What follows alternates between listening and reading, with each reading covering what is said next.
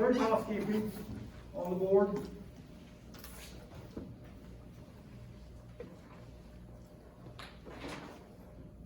So today I'm actually going to start and do 5 or 6 slides of chapter 6, and then I'm going to jump to our lab lecture because they're connected, right? Or in my opinion, they're connected. Does that make sense? And so in the introduction to chapter 6, there is a conversation about energy. Right now, we have about 300 million in population. The world's population is approaching 8 billion. Puts us, if you actually calculate off the numbers that are currently listed in the CIA fact book, we're about 4.3% of the population of the world. Okay, about 4.3%. And we consume somewhere between 20 and 30% of the world's energy reserves. Did you guys know that? We live, and I'm going to say this, and I mean this full-heartedly, we live in the greatest nation in the world right now. Okay? We have wealth beyond what most countries dream of. We have a couple competitors in the world that are trying to catch up, but right now we are that. All right? We're blessed to be here. I know we have a political election in a week, and there's people who are saying that the end of the country is coming. That's not true. Our political system is set up that the country shouldn't end over one political election, because that person, if they're doing so poorly, should only be there for another 4 years, and then we'll find somebody else who does the job better. Right? You guys with me? And so the world's not about to end. Okay? Not overnight. The financial markets aren't going to crash to the bottom, the lowest we've ever seen. Okay? We are the American people, all right? I'm going to say this right now, that united we stand, all right? Together as Americans, divided we will fall, right? It'll happen. It does in other countries. Why wouldn't it happen here? So I want to be part of America that's together, right? I'll just say it in that way. And one of the things that is really pressing in the world is this, okay? Energy needs, because, I mean, we have air conditioners, we have refrigerators, we have, I mean, all these things that we love, right? We have medical systems which are beyond medical systems anywhere in the world. We need energy for that. We have industry and those types of things. We have data management. I mean, we have everything, right? We have everything. And we should be proud to say that, okay? Now, when we power this place that we call the United States, our primary energy source, well, for all of that, and well, including our driving, transportation, all of those things, it comes from fossil fuels, right? And I'm going to tell you right now, fossil fuels are what made the giant that the United States is. We were early into that, and we modernized with that. We had the Industrial Revolution, and we built America, right, with our own hands. I mean, much like this campus, which was built with student hands, right? You guys with me? With hard work, standing together. Now, is everything always perfect? Do we have a few run-ins and strifes during the time? Yeah. Okay. It's not perfect. Politically, we struggle sometimes. I'll tell you that right now. All right. But now, if fossil fuels is the primary way that we provide energy, are there pros and cons to that? What's a pro to fossil fuels? What's one of the good things about it? What do you guys think?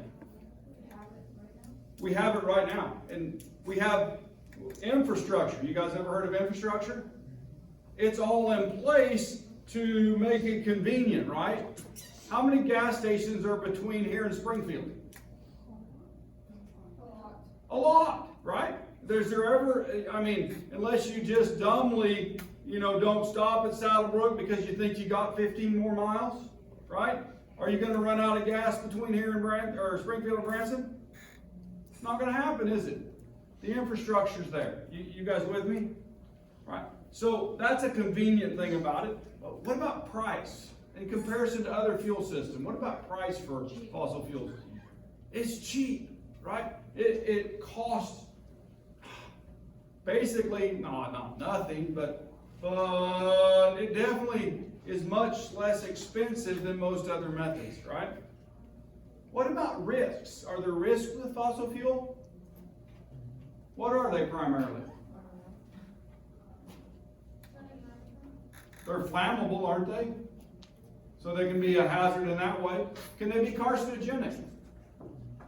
Yeah, high exposure to fossil fuels of different types. They can also, like in coal mining, there's lung diseases associated with that. So there's health risks associated. Now, are there any long-term health risks associated with it? Pollution. Are there off gases from combusting fossil fuels? Are there pollutants within those? Yeah, they really are. Right? Now, I'm saying this, I mean, if we go down here to the bottom, we do biomass burning, that's the same thing, isn't it? It's still combustion, right? Well, I'm telling you, in my opinion, if we could move to the middle of this list, would our planet be a cleaner place? It would, guys, it really would. But this is putting aside some other issues I'm going to talk about today, okay? Just on did you know that your lifespan is shorter if you live within 2 miles downwind from a coal-fired plant? Cost-benefit analysis? Yeah, you have a shorter life expectancy because of your exposure to that. Now, it's much better than it was before. Why is it better than it was 40 years ago? Regulation, the Clean Air Act. Right? You guys familiar with the Clean Air Act? So actually the first one was implemented in Britain, right? In London, they had multiple occurrences of photochemical smog that was so atrocious that they had thousands of deaths. People dying from the pollution from the combustion of fuels. Right? So when we talk about regulation, I know regulations are a pain and they make things more expensive, but are there reasons for them sometimes? Scientific wise? Yeah. So I want to push that a little bit today, that scientifically we should think about these types of things. Here's a breakdown of it if you guys want to see. So we see the petroleum and natural gas are right there, 37 and 32, and then you see the wedge there of coal, right? And so that's all fossil fuels. And so are we getting anywhere close to powering the United States or the world on the alternative energy sources? No, we're doing better, but we're not getting there. We're not close to that yet, right? But this is U.S. And so this has grown immensely. I remember when I first started teaching, that was about 6 or 7%. Right? That's a lot of growth. I'm telling you. Okay? And nuclear power static, all right? In fact, that number doesn't change much because we haven't implemented any new nuclear plants in 30 or 40 years. We had 2 approved, and they were getting ready to start construction. Anybody know what happened? Earthquake and tsunami. Does anybody know the country that was hit? Japan. And so we were getting ready to build these things, and those hit, and guess what happened? Deep sixed them. They're done. Right? They're not going to be built. So that's not a solution, right? You guys with me? There are a number of countries that do power their fuel needs with nuclear. It's actually cleaner than coal. Did you guys know that? I make the argument. I did a research project in graduate school on coal, and I claim there's no such thing as clean coal. I know they put those commercials out there. That's a misnomer. It's cleaner than it used to be, right? But coal is not clean. The mining process, the shipping process, none of those things are clean, as we would call them, right? Even the combustion of them. Well, in fact, there's more dollars spent on electricity to clean up the off gases so the people downstream from them don't die than there are in the cost of the coal and those types of things. Are you guys familiar with the coal-fired plant in Springfield? I believe it's the Tyndall Energy Center. It's there by it's Southwest is what it used to be. Southwest Energy. It's a great big building if you're going down James River. off to your left side. And actually they haul their coal from Wyoming, right? The coal to fire that plant comes from Wyoming. Why do they do that instead of hauling it from Virginia, which is much, much closer? Anybody know?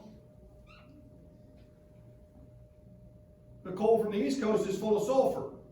That's one of the major pollutants that comes out, and it's hard to get rid of. So it's cheaper to haul the coal 3 times as far to get the benefit of low sulfur. Okay? So these things do make a difference. So I'm throwing those out there. Now, I want you guys to look at this list on the right: geothermal, solar, hydroelectric, wind, biomass waste, biofuels, and wood. And I want you to think about those from a perspective that I'm going to give you an assignment here in a day or two, in which I want you to make a small poster about one of the renewable energy sources. There's something even different from that, right? If there's something out there you can think, and to learn a little bit, and to help teach the rest of the class a little bit about the different types of renewable energy, okay? And so we're going to do that as a project. All right, this is just per capita use of oil, kilograms of oil. It's an older slide, but it's still pretty strong in its color, right? The kilograms per capita in our blue country, a little bit of Europe, and yeah, we're us in Canada and just a little bit of Europe are the primary users, right? And we don't know what Russia uses because they don't give data, good data. All right, if we're looking at this is energy by nuclear, and so it's showing the different countries. The United States is actually one of the biggest producers, but our energy needs are so high that it only covers 8% of our energy needs, right? You guys with me on that? So, but other countries like France, most of their energy comes from nuclear. So we can look at that. That's a possibility, but not sure that it's going to happen. So the question is the population of the world going up? Yeah. So is this small circle from 1991 in the mid-21st centuries, are these real? Probably so. In fact, we can look at that. You guys ever use the CIA report? The fact book? This is if you're ever going to travel, I use this regularly before I travel because it gives all the disease risks, those types of things, if there's any political issues, and it's updated fairly regularly. Okay, you guys with me? It's for our diplomats, well, and the common citizen. And so if we go right and look at,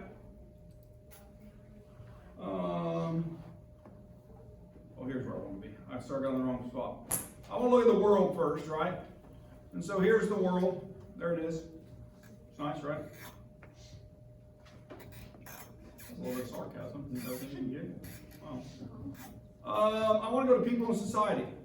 So right here, the estimated 2020 July population is 7,684,292,383, with the most populous country, China, India, and then us. Right, we're the 3rd most populous country. And if you go on down, where I want to get to is birth rate. Birth rate is 18.1 births per 1,000 population. Okay. The death rate is 7.7 deaths per 1,000 population. So I have a question: is that population of the world going up or is it going down? Up. In fact, there is a birth every 4.3 births every second. Okay, and there's 1.8 deaths every second. So we're kind of growing, aren't we? So if we don't do something about our energy needs, number one, is there a limited amount of fossil fuels on the surface of the earth? Yeah. Number two, if we use all of those up and we put them into the atmosphere, is that probably going to be a bad thing? Yeah, just from the pollution side of it. But I'm going to point out some other things that might be bad about that. So if you want to know, I'm going to call ourselves the energy pigs. If you want to know how much we use, then you can go to any given country And it also lists all of us in order. And so here's the United States right there. I'm going to find us, and I'm going to go down. This is our flag, if you guys aren't familiar with it. It's in about every Trump yard in the country. That was supposed to be funny, too. The Democrats also like the American flag, just to let you know that. Not for one party. United States energy. So, we are, number one, 100% of the United States have electricity available. Now, we have homeless who do not have some, right? But they could have it available if they needed it, right? You guys with me? And so, in fact, we are, in terms of production, the number 2 in the world. Anybody want to guess who's number 1? China, right? Why does China need more energy than us? They have more people, right? They have over 1 billion people in the one country, right? And then who's right behind them? India. We actually use more electricity than India does, even though, hey, they're about to catch China in population, right? You guys with me? So, per capita, I said they're not catching China. They're at 1 billion. China's at 5 billion now. Wow, gosh, that's amazing. That is absolutely amazing to me. All right, so, oops. I hate it when you go backwards. That's what happened. All right, so, but now I want you to go down this list and look at consumption. We're number 2 in the world. Electricity imports, we import more than anybody else, number 1. Fossil fuels, electricity from fossil fuels, we don't do a lot of that, right? Well, comparison to the world, 111. Electricity from nuclear fuels, 18. Electricity from hydroelectric plant, 128. Electricity from renewable sources, 65. So we're up the list there. You guys with me? Okay. So crude oil production, we're number 1, right? Crude oil exports, number 12. Crude oil imports, we import more than anybody else. Number 1, we win. Refined petroleum products, number 1. Refined petroleum products consumption, number 1. Production and consumption. Refined petroleum product exports, number 1. We're one of the number 1 exporters of refined products. You guys know that? Yeah, we actually make money there. Imports, refined petroleum products, number 2. Natural gas, number 1. Natural gas consumption, number 1. You notice we're really high on all of those. You guys with me? Yeah, because we use a lot of energy, right? You can go to the list. Which one do we want to look at? Which list? Doesn't matter. How about this one down here? Carbon dioxide emissions, because that would be all the fossil fuels, right? Who's number 1? China. You know, that was true 5 years ago. They passed us.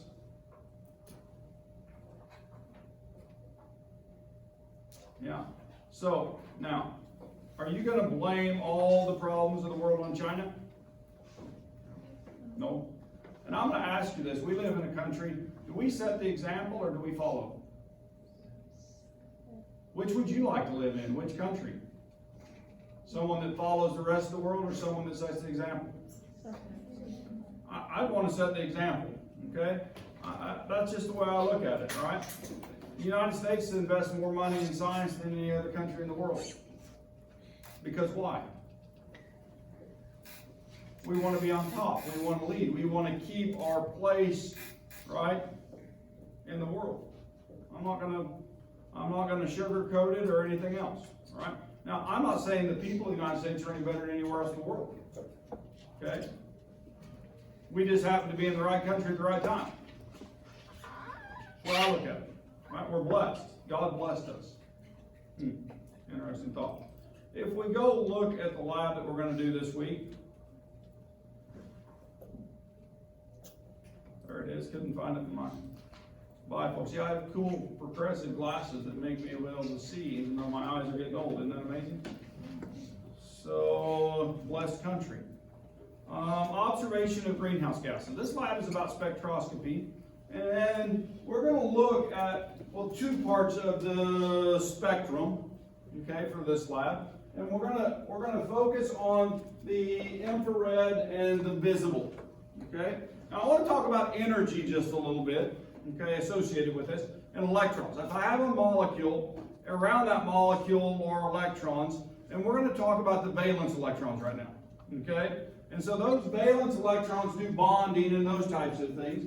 And when I have light in the visible part of the spectrum, that's actually has enough energy that it can take one of those electrons and move it from one energy level to another, right? I look at that as a quantum step, because that's a chemist in the way I'm trained. And in fact, those energies are very specific depending on the element and how far that step is, and that's where that word quantum comes from. It's a quanta of energy, a packet of energy that's very specific. And so we can talk about it. In fact, if I put a little bit more energy into my wave, right, a little higher frequency, and I get into the ultraviolet part of the spectrum, that's actually enough energy to take an electron and remove it from the valence shell. Okay? So when we get into that part of the spectrum, then we can break bonds, literally. You guys have had a sunburn. That's an example of breaking some bonds and doing damage to molecules in your tissue, right? And so if we go the other direction, we get into the infrared. Now, the infrared waves are a lower frequency, all right, longer wavelengths, and those frequencies have less energy. They don't have enough energy to take a molecule and move it from the ground state to an excited state, okay? Instead, what happens is that energy is put into the molecules, into the bonds, and those bonds vibrate, okay? And so with gas molecules, then they can vibrate and they can rotate, and they can have translational energy too, where they move. And in fact, well, we can talk about it in perspective of kinetic energy. You guys familiar with the moving things, right? We can talk about it in that terms. I like to think about molecules from kinetic molecular theory. Do you guys remember that all from the first chapter? We talked a little bit about it. What's the measurement of energy in molecules? What's the unit that we utilize? Charge? Temperature. For gases, the higher the temperature, the higher the energy, the faster the molecules move, the lower the temperature, the lower the energy. I mean, literally, that's what we're talking about right now. So now, when I'm looking at this, then, like I said, infrared absorption, and then we get into Raman spectroscopy when we get into those wavelengths. We have rotation and vibration of molecules that we're measuring. Okay? Now, this actually translates to something else that goes on around us, and that energy we're talking about on the planet's surface that we hold here and keeps our temperatures warm. I mean, argument today would, oh, it's cold in here, right? But that's not the kind of cold I'm talking about. But we have spectrometers which measure these things, right? And there's some that fit in all parts of the spectrum, and those are listed there. If you take my instrumental class, then you would get a instruction on many of those, okay? We talk about those techniques and how they're done and the instruments that they're done with. But for this class, I put a couple schematics in here. And you guys know a schematic is just a technical drawing of a device or a system or those types of things. Sometimes they're used just to model, other times they're used for conversation or description, or sometimes schematics have very high detail and they show you how to build something.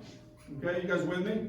And so this is just a basic picture showing the sources up there, an ultraviolet lamp and a visible lamp. And then it shows the light bouncing through. This piece in the middle of the circle is called a monochromator, and it takes many wavelengths, polychromatic light, and turns it into one wavelength of light. And so then we can fix that one wavelength of light on our sample and see if it's absorbed by it. And in fact, we're going to do this for lab this week. We're going to take a sample of visible dye. It's going to be colored, and you're going to put that in, and you're going to look at the spectrum and what part of it's absorbed. I know we've done that before, but I want to do that as a reminder, okay? The molecules absorb light, and you can see the light with your eyes in the visible part of the spectrum. And then we're going to switch instruments, and we're going to do it with an IR. So this is a schematic of a Fourier transform IR. Have you guys used one of those before? Last week in lab, did you use one to look at an organic molecule, the ester that you made? Yeah, you did. You used this instrument, and it has an IR source, which is a heated glow bar, right? And it bounces through a Michelson interferometer there, and that's got a moving mirror in that. And then it's bounced through the sample and then to a detector, okay? And what you're looking at in both cases is the amount of energy that's absorbed. or you could do the opposite of that, which is the amount of light that's transmitted. Okay? So when 100% of the light is transmitted, 0 is absorbed by the sample. You guys with me? When 0 light is transmitted, it's all absorbed by the sample. Cool? Now, molecules, right, absorb energy, and IR molecules do it in the IR infrared part of the spectrum, and because the bonds are of the right length, right, the same as the wavelengths, they interact, and that energy is transferred from the wave into the bond. Okay, you guys with me? And so, in that, I've shown this picture before, but you notice the molecules up there are vibrating and rotating. And in fact, we're going to do molecular modeling in addition with this week's lab to the spectroscopy, and you're going to build the molecule that you're going to look at in the IR in a molecular modeling program. And then we're going to do some energy calculations, and you're going to be able to click on your molecule and the spectra and see those vibrations, right? And wags and bends and all those fun things on the screen, right? And they're going to correspond to the wavelength that's being absorbed. Okay, cool? So that's part of this lab, is to see that. And so, in fact, we're going to be working down here in the 4,000 to 670 wave numbers. Okay, that's the same part of the spectrum we worked in last week. But you actually have more ranges that you can look at to get to a wider number of molecules or wider number of bonds. Okay, you guys with me? All right, so this is just an example infrared spectrum, and I just want to remind you of a couple things. This is 100% transmittance up here, and each time you have one of these, that's considered a peak, right? And this peak is absorbing somewhere around 28 to 2,900 wave numbers, right, which are listed on this axis, right? So that's an inverse centimeter, 1 over centimeters, and that's the number that we're looking at for absorption. If we talk about molecules like carbon dioxide, then they absorb in very specific parts of the spectrum, and we're going to show that tomorrow and Thursday in lab. Okay? We're going to look at that. Now, there's a couple things that these molecules have to meet, and for absorption, vibration frequency, well, the vibration has to equal the incident frequency, the light frequency coming in, which I think I've already said that, but just repeating. We also have to have an oscillating dipole moment, and we'll talk about that more as you move up in chemistry. All right? So, IR radiation is often too low of an energy to excite an electronic transition. It only changes vibration and rotational. And so for liquids and solids, the molecular rotation is often limited because it's bound up by the solution, but in gases, then those show up. And so you'll see, depending on conditions, the spectra will appear different, okay? Depending on conditions, and that's something else we'll talk about. All right, but things that we can see, the types of vibrations available in the molecule are determined by the number of atoms, the types of atoms, and the type of bonding between them. Okay? And so we can start identifying those as we learn more about the IR absorption, and so it makes it a very powerful tool, okay, for a lot of different things. All right, now I'm going to shift gears a little bit here, and I want to take it into the greenhouse effect. Okay? I'm going to tell you right now, how many people believe that the greenhouse effect on planet Earth is a bad thing? Anybody? That's good. I'm glad that you're knowledgeable in that way. Without the greenhouse effect, we would not be here. Our planet would not be survivable. The temperatures, well, the average temperature would be about negative 18 degrees C. Our oceans would be frozen if we still had them. And so without the greenhouse effect, this would not be a nice place for mammals. Okay, you guys with me?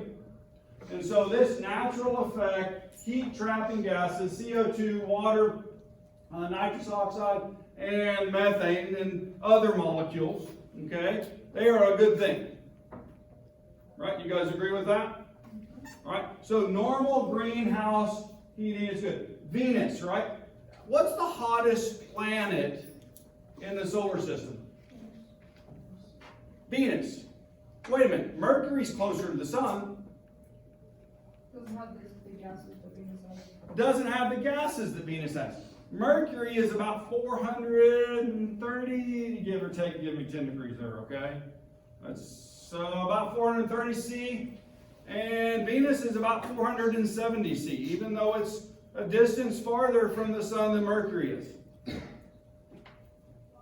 kind of crazy, isn't it? Now, why is Venus hotter? What gas comprises most of its atmosphere? CO2. Now there is sulfur too, sulfur acids. It's supposed to be a nasty, nasty place.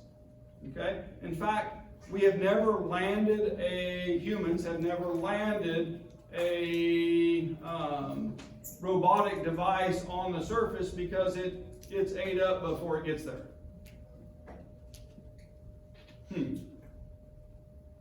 Cool, huh? Yeah. So why am I talking about that right now? Well, because heat trapping gases really do make it warmer. You guys with me? And then there's the energy driver. Where does all the energy come from? The sun, right? So let's talk about these just a little bit, all right? Most sunlight is visible. So wait a minute. Does our atmosphere absorb a lot of energy in the visible part of the spectrum? The atmosphere itself? Is nitrogen colored? Do you see any color between you and I?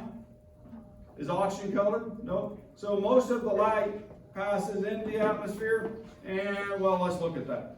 Okay, let's look at it. Here comes some solar radiation, and it shows the different parts of the atmosphere. Some of that energy that's coming from the sun is absorbed way up there. Okay, and what's called the thermosphere. And in fact, there's some oxygen up there and O2, and those go back and forth in bond making and bond breaking. And there's some other species up on that far right. And we get into the mesosphere, and we get oxygen and a nitrous oxide pluses that are missing electrons. And then we get down into the stratosphere. Now you've probably heard about this chemistry. We have a whole layer of ozone there. You guys heard of the ozone layer? Yeah, and it protects us from UV light, right? So it comes, the UV energy light comes in here, and it gets, most of it or much of it gets taken out of the sunlight, which is a good thing, right? Because it makes and breaks bonds. And you guys have heard of the high UV days, right? Yeah, it's because the ozone layer is not doing its job as much as we would like for it to. Then we get on down here in the troposphere. This is actually where we live. This is our greenhouse. Okay, you guys with me? That part of the atmosphere is where we live. And so we get light that makes it all the way down here. And some of it's absorbed on the surface, and the surface warms, right? If we didn't have greenhouse gases, what would happen? We would die, but that's not it. That's not what I'm looking for. What about the energy that makes it to the surface? It would just go right back up into space, wouldn't it? It would change energy forms. It would go to a lower form, more to heat, right? I mean, it's just like wearing a black t-shirt. The light that's absorbed makes you what? Hot, doesn't it, right? And so the energy that makes you warm. But what happens instead? We have greenhouse gases in the atmosphere. And those greenhouse gases, as that heat starts to leave the surface, what happens? If it's of the right frequency, it what? Do those molecules absorb that energy? And they take that energy and it heats the atmosphere. Now, does that also heat the oxygen and nitrogen? It does, because those molecules run into each other. And that energy is transferred as they collide.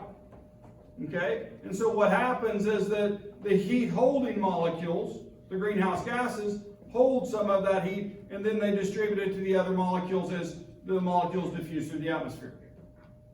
This is a normal process. Okay, you guys with me?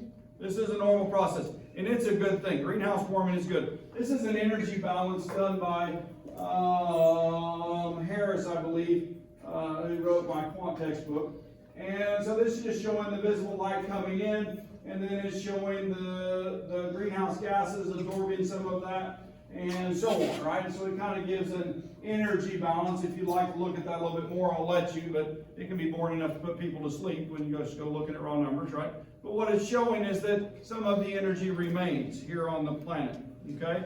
And in fact, the reason the energy does is this list of gases. Now, I think this is really out of order because the number one greenhouse gas on the surface of the earth is water, okay? Because what's our surface of our planet covered with mostly? Water. And is there an exchange going on all the time between the oceans and the atmosphere? And there is, yes.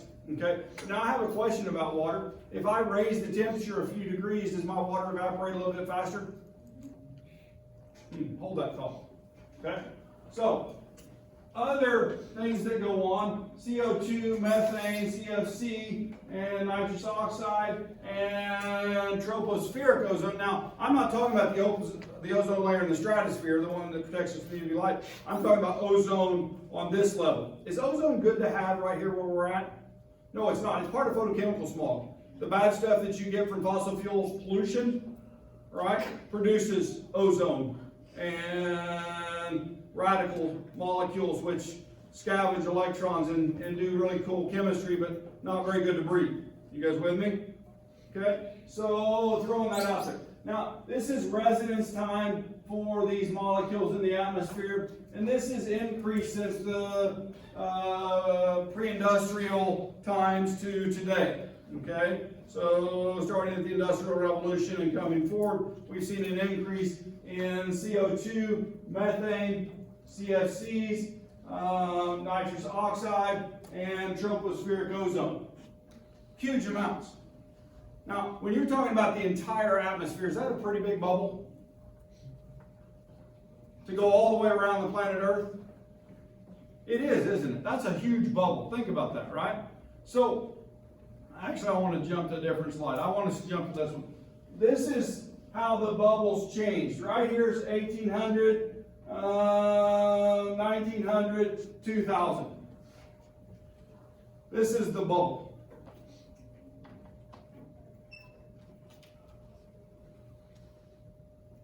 Now, this isn't the only gas that's bubbled. What other gases have bubbled in the same fashion? Hydrocarbons, methane, right?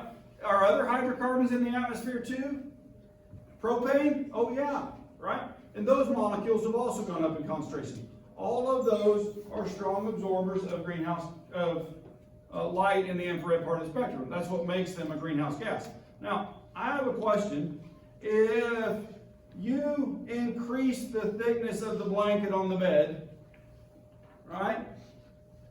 If you increase the thickness on the blanket on the bed, do you get warmer or do you get colder? Now that's a very simplified expression, but what is this showing that we're doing right now? We're putting a blanket on the bed, aren't we? You guys with me? That's the theory behind this, right? This whole greenhouse warming thing, right? Now, there's a piece of evidence or two that I want to talk about, okay? I want to talk about this one. There's a big argument that the sun is the biggest driver in climate. Now, wait a minute, I have to define climate. What is climate? It's weather patterns over a longer period of time. If I have a desert, you guys know what that means? Yes, it's a dry, arid region, and in fact, the temperatures in many deserts are very high in the daytime, but what happens to them at night? They get very cold. Why do they get very cold? What's missing in the desert? Water, right? The humidity is very low, so the heat, instead of being trapped by the water in the atmosphere, goes right back up into space. You guys with me? Now, a little bit of the heat is kept in what? The CO2, the methane, and those types of gases, and so they moderate that temperature just a little bit. Okay? So you guys with me? You guys see that picture? In fact, you'll notice on rainy days the temperature will stay fairly constant night and daytime, right? But on very clear days, the warm temperatures in the daytime, very cold at night. Yeah, same thing's happening even here. Okay, even here when we're out of the desert. Now, the reason I'm talking about that right now is that the sun drives a lot of that, right? And what drives all the energy on the surface of the earth, that's where it comes from. There's a little bit internal energy from the earth flexing and the rotational pattern of the moon and that core being molten. So there's some geothermal, but the surface is heated by the sun. Okay, you guys with me? And in fact, this is the sun. See the yellow line down there, the big bold one? Actually, there's a lighter one underneath it. You see the patterns right there? About every 11 years, there's a peak and then a valley, and then 11 years it peaks again and it goes back down. It's called the solar cycle. Okay, and it corresponds to oh gosh, I can't say the name of sunspots, right? It corresponds to the sunspots and solar activity. And in fact, when we see a solar high, temperatures rise, and when we see it lower, then it goes down. Okay? Now this graph is through 2020. Okay, so this is current data. This is one of the things that is really bothering in terms of the excessive greenhouse warming concept. Okay, you guys with me? Because this pattern should follow the sun, but what's the temperature doing right now? It's going up, and what's solar activity doing? It's going down, guys.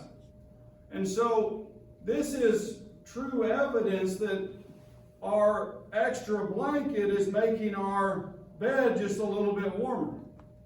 The place where we live and sleep.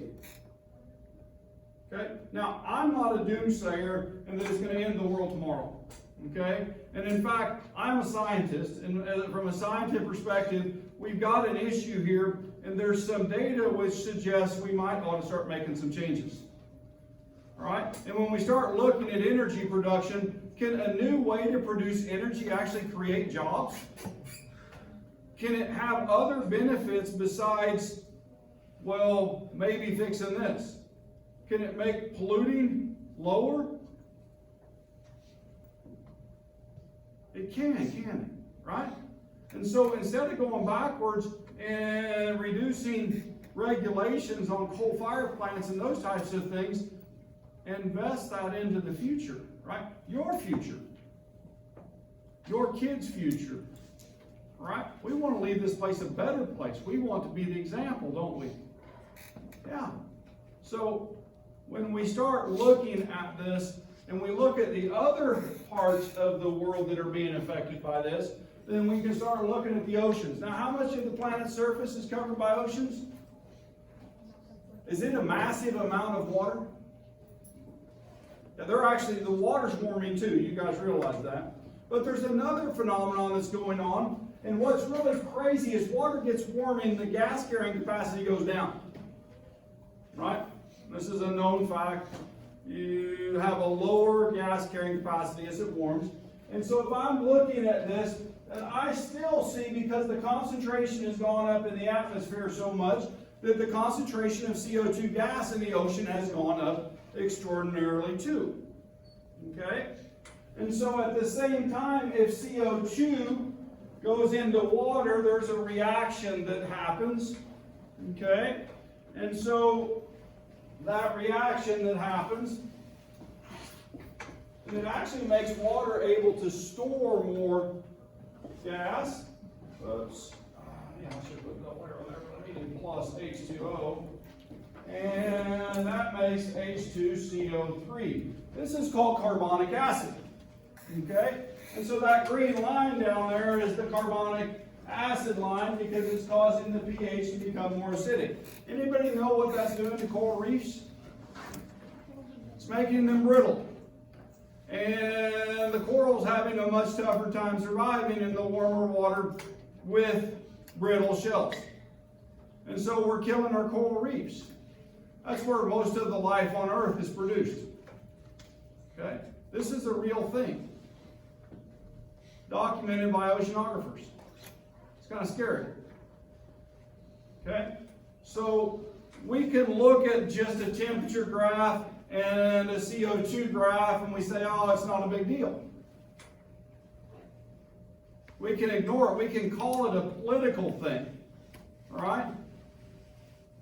But if you look at the data, It's not political. Now, what's political is the outcome of this. Nobody knows, right? Nobody knows if this will, well, it is raising the oceans a little bit. Sea levels have gone up, okay? Because there's ice melting that was frozen. Hey, the ice been melted before, okay? It's going to change the way man lives along the coast. That's true, okay? It's going to be expensive too. But can we move back from the edge of the ocean? Civilizations have done it for years, right? There's buried cities all along the coast, or underwater cities, right? It happens, okay? So I'm not one to doomsay, but if I know this and I can do something about it, wouldn't it be a thought to make a change? Yeah, instead of ignoring it, it'll go away. So I'm just throwing that out there for you guys to think about. All right, I'm not asking you to believe my politics. All right, I'm not asking you to become a different person. All I'm asking you is to actually look at the real data, and we're going to look at how gases are measured and how they are determined as greenhouse gases, and we're going to learn the science behind that. And we're going to learn about how they made this graph to measure the CO2 in the atmosphere, and how they made this graph to measure the methane in the atmosphere. And we're going to look at those vibrations from a scientific standpoint. And hopefully this will get you guys to think about this topic in a little bit more serious nature, instead of it'll go away. Okay? So have a great day.